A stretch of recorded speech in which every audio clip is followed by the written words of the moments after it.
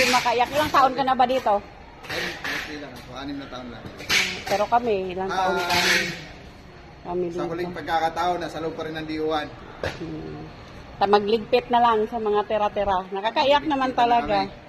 Kung wala lang sanang problema, di ba, maganda-ganda na sanang sahod, nag-output lang sila. Ang Di problema ba? kasi, Kinokontrol sa union. sa loob ng 2 taon mahigit, na-control ang output ng Union. production. Oo, totoo naman yan. Lalo Kung nang makokontrol ang output ng production, ibig Wala sabihin, kontrolado ng palugi union. ng palugi yung Company. takbo ng kumpanya. Di ba sabi Sino ni kumpanya Sir, ang tatagal kung palugi ng palugi ang takbo niya? sabi ni Sir, bakit dati nag-output ng 150? Tapos mulang nagkakaroon ng union. Ang output na lang nasa, pag sinabing 100, walang sobra man lang kahit isa, ibig sabihin, kontrolado. Kasi nga, pag may ganyan talaga, kasama talaga yan sa aral nila. Oo.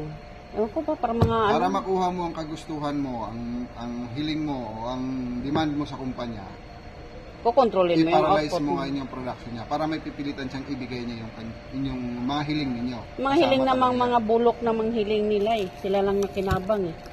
Sa DIWA naman kasi, sa tingin ko, ang kulang lang talaga is yung SLBL na hindi tumataas. Sa mga benepisyo naman, kaya nagkataon na nagkaganon nang dahil sa wala nang paghuhugutan ng pera dahil sa slowdown ng production. Gusto daw naman talagang production eh. Tapos minsan pa napapansin mo, di lang tayo magsabi ng mga tao no. Pag nandyan si Sir JH, ang bilis-bilis masipagkilosan. Pansinin mo, lalo nang ako nandito sa labas, pag wala si Sir JH, ay nako Diyos ko. Makita mo talaga kung ano. Kaya, yun. Dito muna ako. Sige. Kaya magligpit muna kami.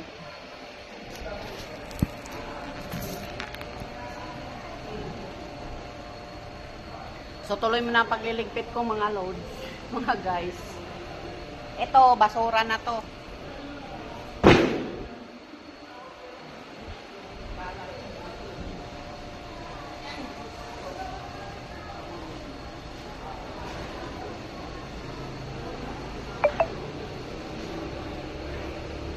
Yung mga gamit dito, babasura na. Takutin mo na.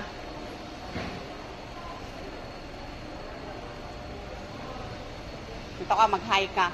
Magpaalam ka na sa mga friends mo. Ayun o, naka-live, naka-ano tayo. Hello, paalam. After 14 years. Si Sir Roger sa sample maker. Tatlong. Kadroma sa kadrom. Yan, si Sir Roger.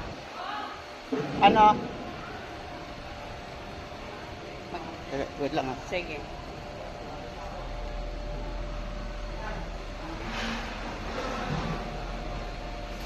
Ito yung mga silica gel na nilalagay sa mga bag, sapatos, nilalagay